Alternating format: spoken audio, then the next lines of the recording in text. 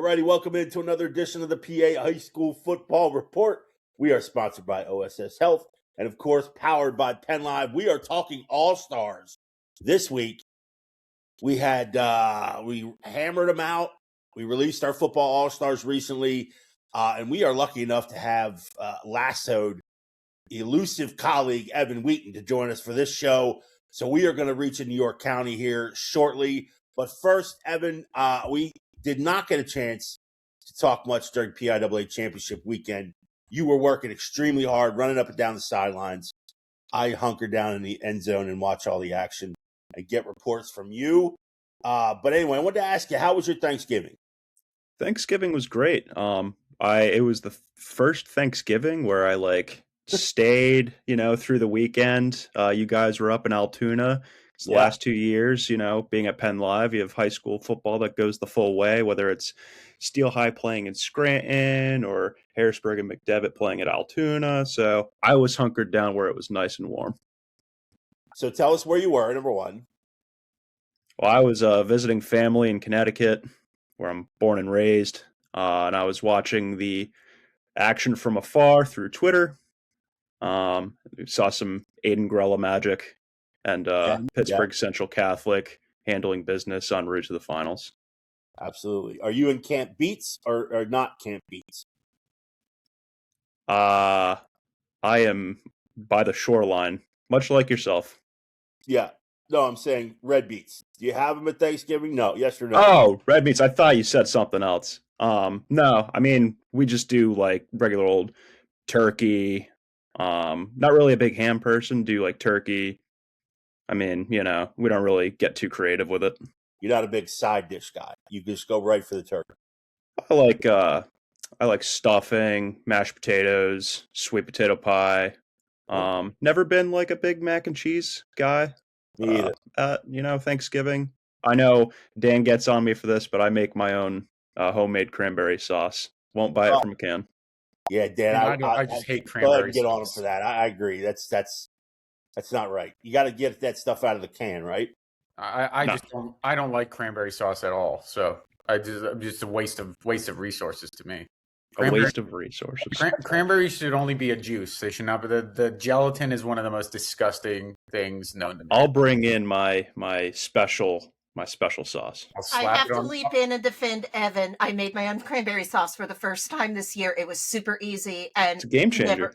Never going to have it from a can again. I've had homemade cranberry sauce. I'm slapping it on the ground if you bring it into the office. It's one of those foods that makes me sick to look at. I hate the texture of cranberry sauce. I'll have everyone lining up at the office to try some of this stuff. I like cranberry. I will try it.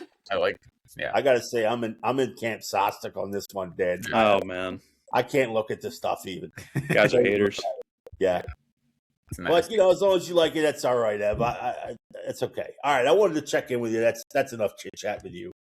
All right, Dan Sostek, of course, joining us as well. As always, every week here we talk football, high school football, which, as most people know by now, our PIAA Championship week was last week. We had a really good 3 days over Cumberland Valley, crowned 6 champions. And now we head into the offseason. No transfer portal in high school football, but I'm sure there will be some movement, as always, over the next couple of months. And before you guys know it, we'll be in preseason camp in August, and we'll ratchet up we'll crank up the coverage again. But anyway, let's talk a little bit of All-Stars. These are always difficult to do. Evan, I know you've had the responsibility of taking care of York County. We had embedded you in the York County this year. Saw some pretty good matchups. So take us through the process you used. Everyone's process is a little bit different on how not only to narrow down these lists, but obviously to kind of, it comes down to sort of nitpicking for things like special awards, like Players of the Year. We do an Offensive Player of the Year here and a Defensive Player of the Year here. And so tell us just what your process was and how you sort of went about, constructing these teams. Yeah, I mean, obviously, it was a special year for PennLive, starting to expand into York Adams football scene. In the process, really, outside of just my own eye test and stats and everything and what have you, it was a sort of a collaborative process with other reporters in the area. It wasn't me just blindly throwing darts. I say, well, who do you think of this, or what do you think of this guy? Here's who I'm kind of looking at. And we kind of shuffle around some picks and whatnot for, our all-stars, their all-stars. There's certain guys we agree on, certain guys we don't agree on. Maybe there's some guys who I was sort of overlooking. So it was a little bit collaborative behind the scenes. And obviously having our players of the year. We have Central York quarterback Brooklyn Nace for Offensive Player of the Year, and Spring Grove defensive tackle David Zapp for Defensive Player of the Year, and then all the all-star teams on PennLive.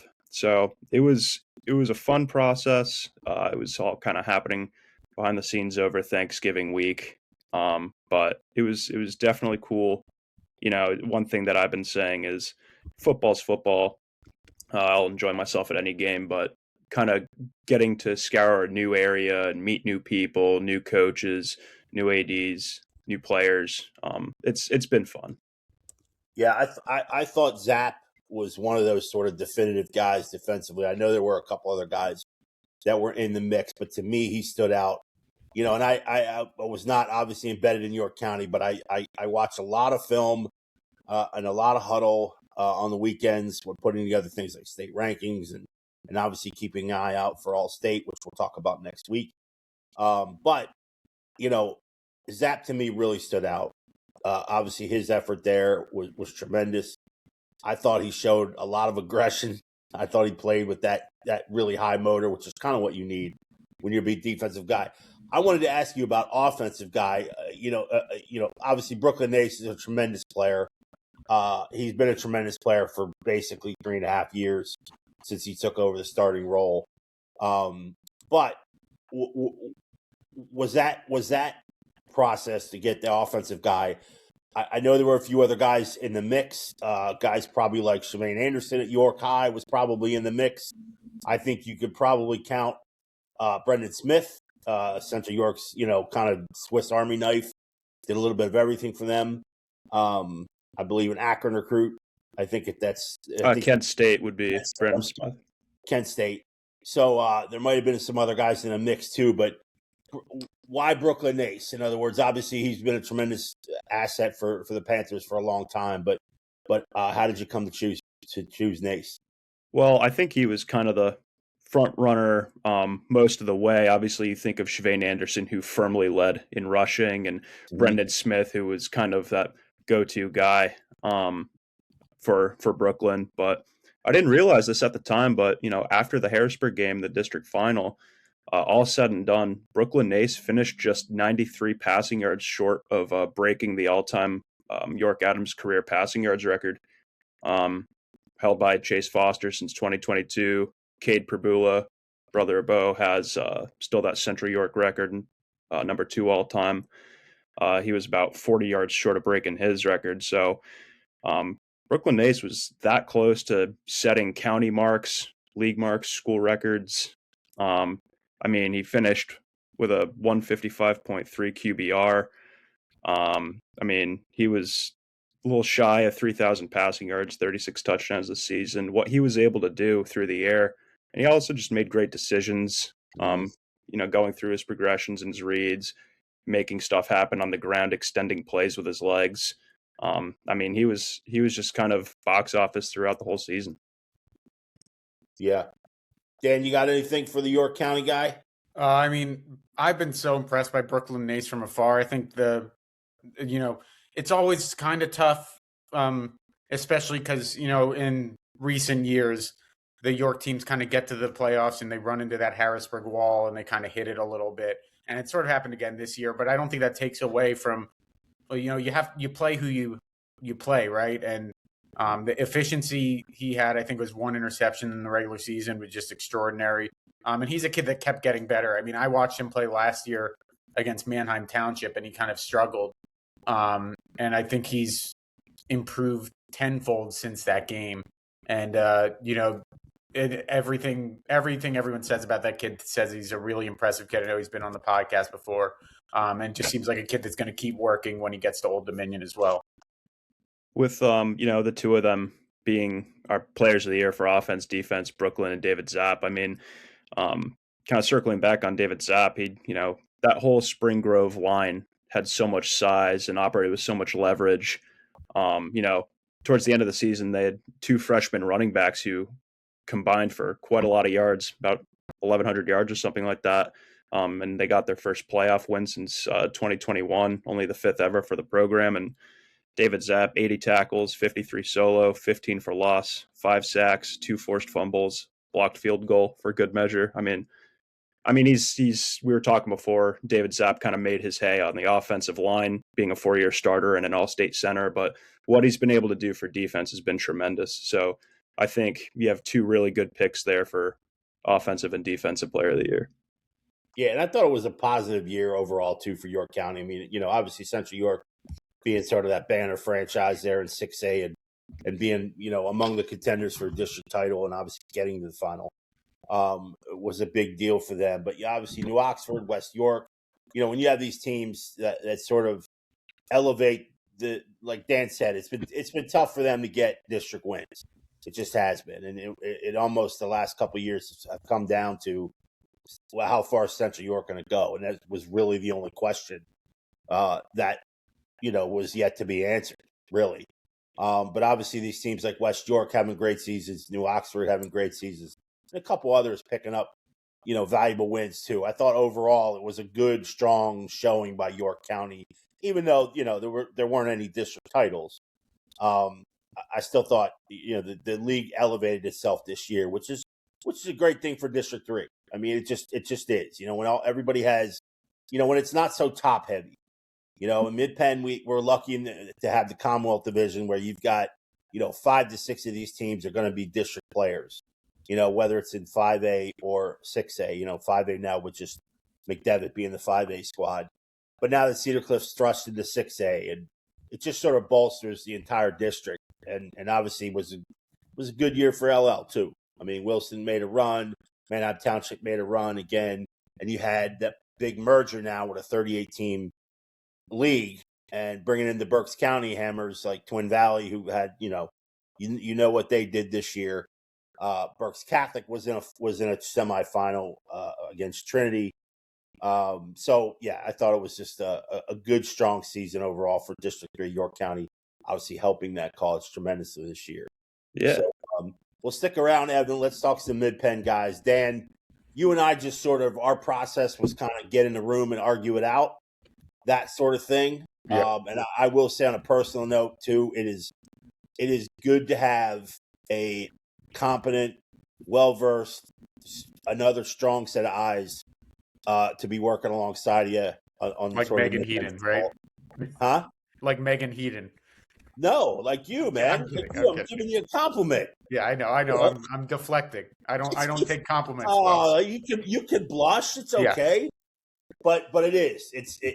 I had such a good time this year chatting over these guys and these teams and what we're going to do each week to kind of promote the sport and obviously promote these players and elevate. I thought overall our packages and our coverage was fantastic. Evan obviously is certainly a big part of that. And we want to mention Tom DiMartini, Ramir Vaughn, obviously out in the field every week.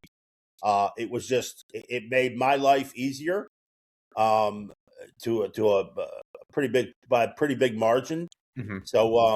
So we got a chance to hash out these Mid-Penn All-Stars, and I'm going to let you start because you were responsible this year for defense. Next year we'll switch it up, but we came out with a pretty good defensive player of the year. Yeah, this was a real tough decision there, because some years I think there's pretty clear choices for these defensive players of the year. This year there were a lot of guys kind of grouped together, right? And on a different day you can it's like a one of those Rorschach tests, right? You can look at a picture and see 5 different things. There are a lot of great players that made our first team, like Colin Stair had another terrific year from Mechanicsburg, and Hunter Strom lowered off, and probably his team had made it a little further, and his stats are already incredible, but he easily could have been the choice. Isaac John Lewis, a lot of these kids had tremendous years, but we settled with Trinity defensive end Marcus Yeager, Richmond commit Been a good player the last 3 years, but I think he really took his game to a different level this season.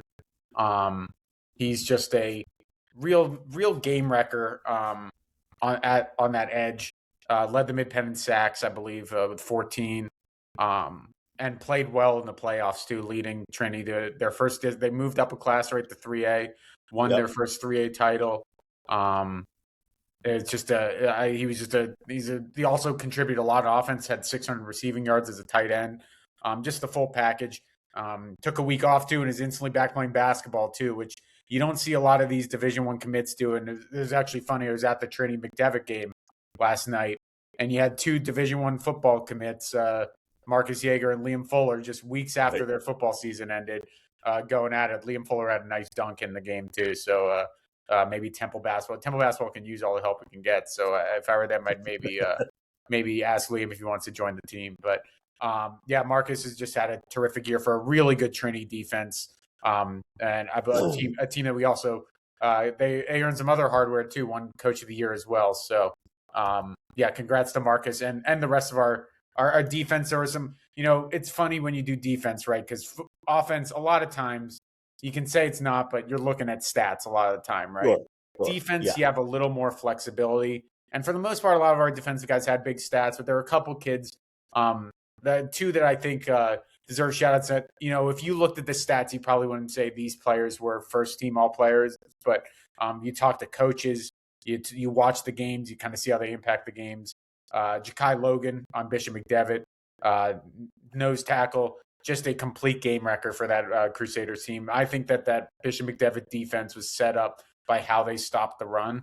And I think him and Chris Thompson both, but I think Logan even more so, was a huge reason why they were able to do that. And then Brody Pines of Cumberland Valley. There were some kids on that team that had better numbers than him. But you talk to Josh Oswalt, you talk to anyone on that defense, he was kind of the tone setter for a defense that when you look at the team's record, you probably assume, hey, they didn't have that good of a defense. You watch those football games, they had as good of a defense, I think, as anyone in the Mid-Penn, right? They forced 4 interceptions against Harrisburg.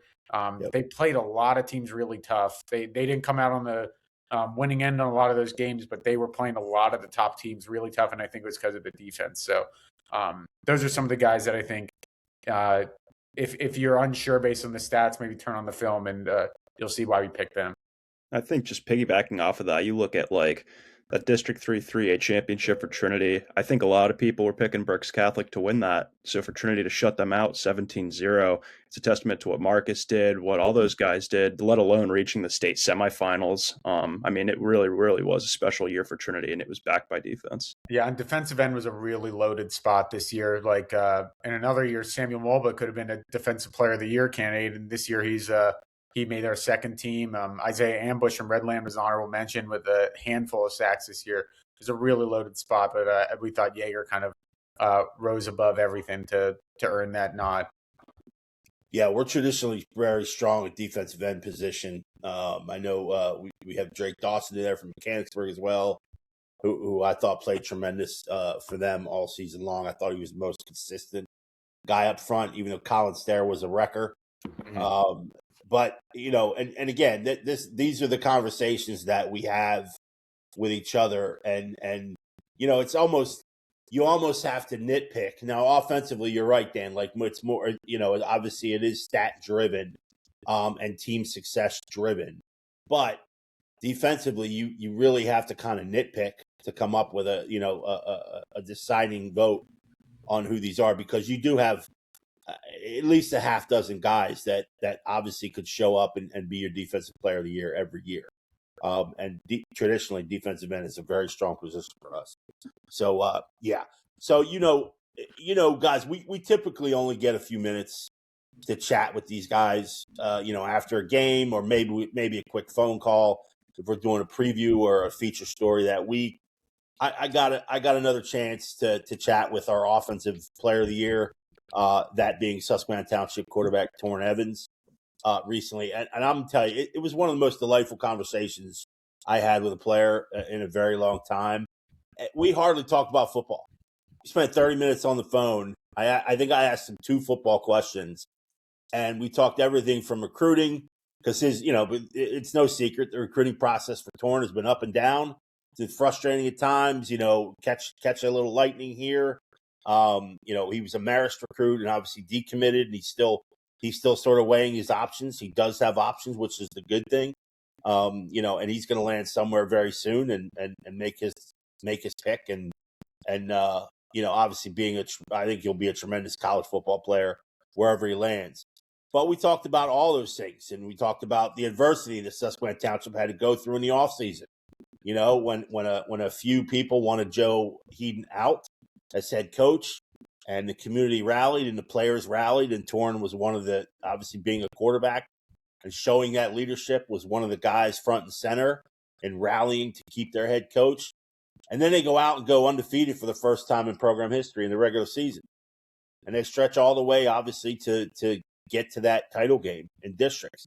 And yes, it didn't pan out for them. Twin Valley took them out 41-21, but it was a game that they were leading by 1 at halftime. And just tremendous overall season for Torrin.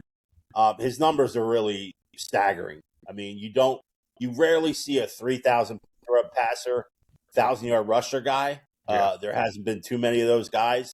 He fell just short of that. He had right around 2,900 yards passing, but he accounted for 50 touchdowns between the air, 37, and on the ground, 13. And that's just unbelievable. It's just unbelievable what he meant to this program. And I did some checking as far as records-wise. Overall in PA, he's now top 25 all-time in career passing yards in the state. He's just over, I think, right around 8,900 yards passing, which puts him inside the top 25. And 99 touchdown passes, career touchdown passes, which puts him in the top 20 all-time. And I think overall, it's something like 134 total touchdowns in 4 years. I mean, you don't see those kind of numbers. Yeah, and I've said it about Torrin a bunch, but I think that kid's improved more from his first snap in high school to his last snap than just about any player I've covered. And a lot of that is, it's really hard to play quarterback as a young kid, right? Right. But I remember watching him early in his career and I don't know if this kid's going to be able to figure it out. He was having a lot of trouble. He was overthrowing a lot of passes, kind of not seeing the game well. But it's a good reminder, like I said, how hard it is to play quarterback and how much trust they had in him from a young age. I think Joe Wheaton clearly saw the type of kid he was, and he felt, this is a kid we can kind of build our program around, even if it might be a little ugly to start. He made the playoffs still, I believe, as a freshman too. Yep. But he just slowly got better and better. He's a great kid. Anybody who's ever talked to Torrin knows that regardless of where he ends up, we ran into Joe at the state playoffs, and we kind of said the same thing. Whichever team ends up getting Torrin Evans is going to really benefit from having that kid in their program. And this year, he really got to show his legs a lot more, because we've known he's an athlete. We've known he's been a good athlete. We've seen, you've seen him play baseball. He's a good bowler too. I mean, not that that's going to help with rushing, but he to go from kind of being more of that standard passer, because you have a guy like Lex Cyrus. I imagine the thinking was, I can run, but why not just toss it to Lex Cyrus, who runs at 3.440, and let him run instead. But Torrin really got to showcase himself this year, and make Susquehanna Township history, right? I think this is a team that they're going to be talking about around there for a while. And it kind of is that high school. It's when you're playing high school football, it's about a little more than just, you want to win championships, but I think it's also about kind of the memories you create. And he created a big one against Wyomissing that is going to live forever in that community. And couldn't happen to a better kid. Just has been a pillar of that program for 4 years. Yeah, I opened the feature on him with describing that play, and it just was, watching it from afar. I'm just and we went and I talked with him just recently about it. I was like, where were you going? How are you figuring out that this is where the pressure is and this is how much time you had? I mean, I wrote that the play from start to finish took 12 seconds then. I mean, how many football plays do you know last 12 seconds? That's like that's like when you have like a number one draft pick in college when they're just running around and doing stuff. It's Right. like It was like if the play lasted 12 seconds, you expect that play to lose 50 yards. The quarterback just keeps circling back, and just never gets rid of it. It finally goes down, 50 yards behind the line of scrimmage. But I thought it just perfectly summed up the attitude and sort of the not only skill set but the kind of nerve that he's shown over the past 4 years, and sort of not just keeping the program relevant, but elevating it. And 33-12 as a starter is pretty impressive when you consider some of the teams that they play. You consider, obviously this year being, a big bonus run for them, 12-1 on the season. And I know they didn't get the district title, and he was like, you know what, I would love to get the district title for the guys, but I also know that there's hundreds and thousands of kids that would love to have the season that we had. So I can't be angry. I can't be angry and just say, "Oh, we only won the silver medal," because it's so true. And you talked about experiences. You talked about what what playing high school football is all about, and he gets it. He got it since his freshman year. Like, that's the type of kid he is. So, well deserving of our offensive player of the year. And just like we talked with Evan about guys that were in the mix, there obviously there were tremendous guys in the mix for this as well. Hopefully it's reflected in our first team picks and second team picks on offense. And we had a really solid group up front to block.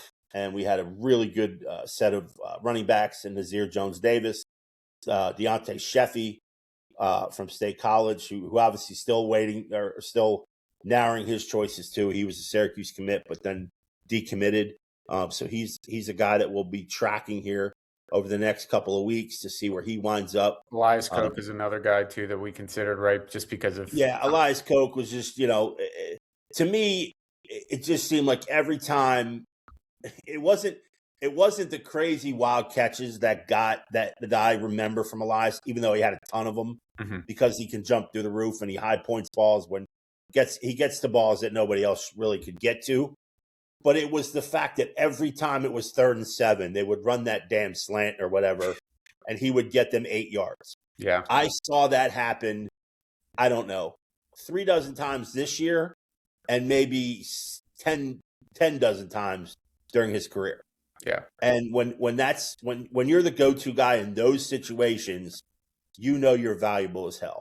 Yeah, that just kind of boils down to, the discussion happens in the NFL all the time where it's like sometimes it's just hard to escape the fact of, when a quarterback is that important to their team, it's just hard to match that impact no matter how great of a season you've had. And but Elias definitely had a player of the year worthy season as well, especially because you don't usually see 1,000-yard receiving seasons at the Mid-Penn Commonwealth level.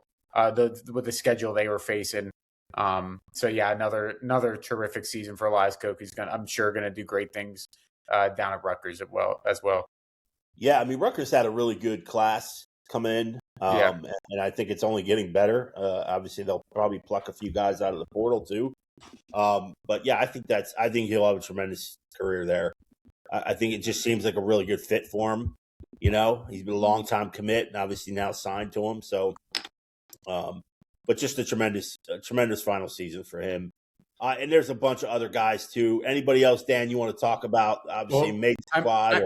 I mean, we were probably, like, honestly, if we're talking about positions that never win the award, we were considering Kevin Brown, right? Just because of how dominant that run offense was, even when Messiah Mickens went out, and you have to think Kevin Brown is kind of it's not hard to miss Kevin Brown on film, right? Like it's you see him when you watch the Harrisburg film, and he's he had another terrific season. So there are other guys that are even on your second team that, like, I've been beating the drum that I loved watching Jerome Ross play this year for Steel High.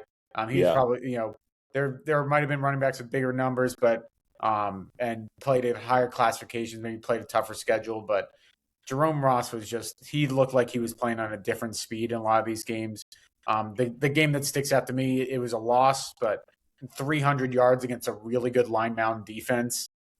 He was just so much fun to watch. Nikkei Zenon from Middletown, a terrific year for them. That program, I don't think we've talked enough about on this. We've kind of mentioned it about how great of a year J.J. Ortiz had in his first season as head coach. I think we all kind of wrote off that program completely as being a playoff team, and they proved us wrong. And he was a big part of that. So yeah, those were some guys that from your offense that really stuck out. And there are guys that also this was a year that was impacted by injury a lot too. Like Jonte Quick, if he wasn't injured, I as close to a lock as you imagine, right, to being a first team wide receiver. Yeah. He was among the wide receiver leaders, missing a handful of games, and then Messiah Mickens made our second team for defensive end. That was only because of the games missed. He probably would have been in the mix for Defensive Player of the Year again and probably beyond the mix. He probably would have been the stone cold favorite considering how many sacks he racked up in 7 games.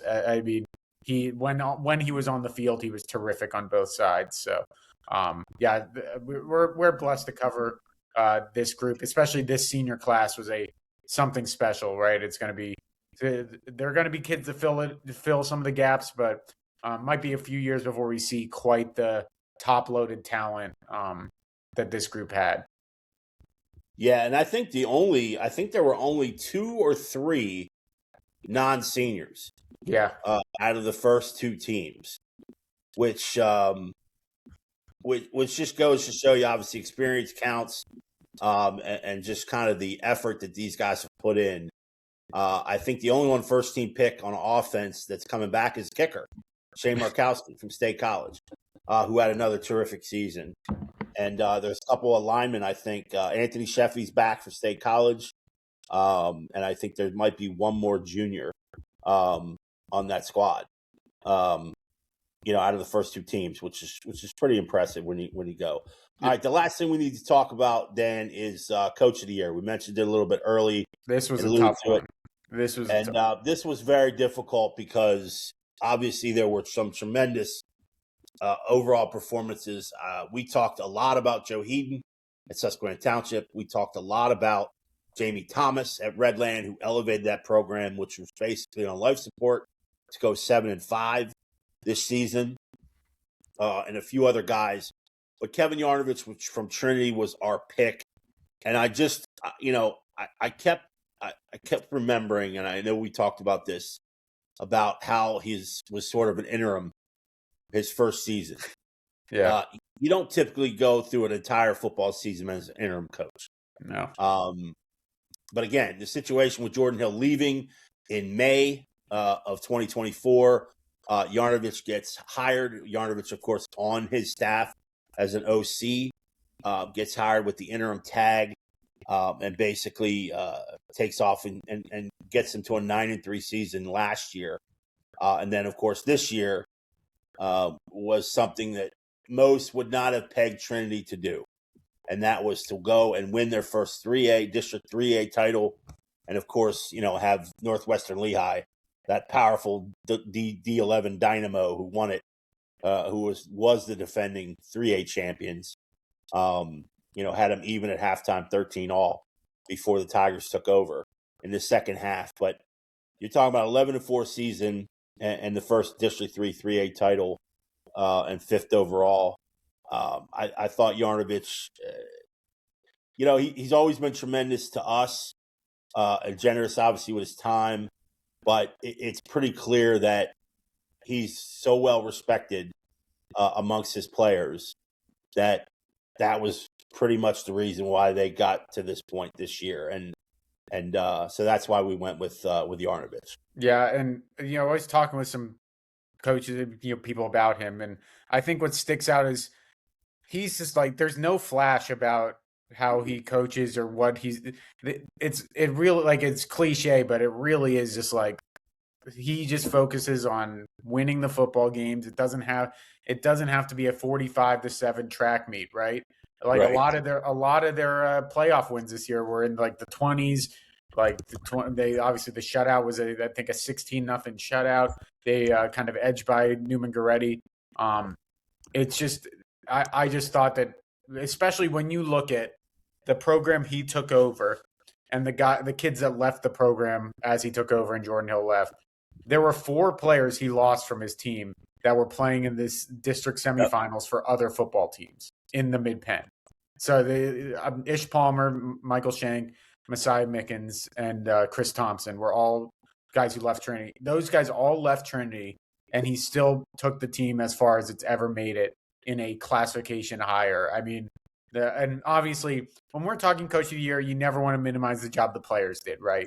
And Right. we're not. We gave Marcus Yeager Player of the Year, but I think that his first year we kind of wrote off Trinity sort of like, oh, they lost too much talent. It's going to be a down year. It wasn't.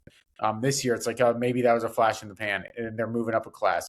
It was, he's just done a terrific job. And again, I do want to shout out the other coaches, Jamie Thomas, just a terrific job this year at Redland. I'm really excited to see what he does in year 2 in that program, because I think that's when you can really see some of these big leaps, when they have a full off season to kind of implement what they want to implement. And there was just you could even say someone like the job Cal Everett did, kind of with all the injuries. Jeff Wechter also, no one ever wants to hear Jeff Wechter's in the Coach of the Year discussion, right? Because everyone gets mad about the Trinity, about the Bishop McDevitt private school stuff and everything. But if you actually look at the circumstances of this season, replacing a 4-year quarterback, I think played a lot of the season missing three of their 5 offensive linemen. Were missing their number 1 wide receiver. Their cornerback dad died in a car accident during the playoffs, and they all went down to a mosque, to a Catholic school, drove down to a mosque in inner city Philly to go to the funeral. And right before practice, like I thought it was one of Jeff Wechter's best coaching jobs he's done in a while this year as well. There were some terrific coaching performances this year. You can even say Dave Heckard, who was our coach of the year last year, given how much talent they lost from the team a year ago. But I just think Kevin Yarnovich, is with that playoff run, winning multiple games that I don't think people thought they were going to win, kind of sealed the deal. Yeah, it was absolutely a tremendous year for Trinity. Brandon Carson's another guy, obviously in the mix for Line Mountain. They had a great year, won a District 4 title. So a lot of worthy choices. But obviously, congratulations to Kevin Yarnovich and the Trinity Shamrocks for doing what they did. All right, gentlemen, that'll do it for this edition of the PA High School Football Report. Check out Evan's York County All-Stars, PennLive's All-Star team between Dan and I. Features on all the players of the year. Everything's on PennLive.com, so you can check those out now. Thanks to Evan and Dan. Dan, get ready for Evan's All-Star homemade cranberry sauce. Next time we hit in the office, we'll expect some of that. Straight to the trash can. Hey, you eat some of it, you're an all-star. I'm taking Dan's share. I will take being a reserve. All right, we'll see. All right, folks, come back next preserve. Week. Get it? That's a good joke. What? A preserve. Because that's a jelly. That's a jelly. This one out. Oh, you're gonna end it on that? Oh my goodness. I think that was pretty good. Oh. All right, folks, come back next week. We'll chat All-Stars voting, or All-State voting is happening now. Thanks for joining us. Come back next week.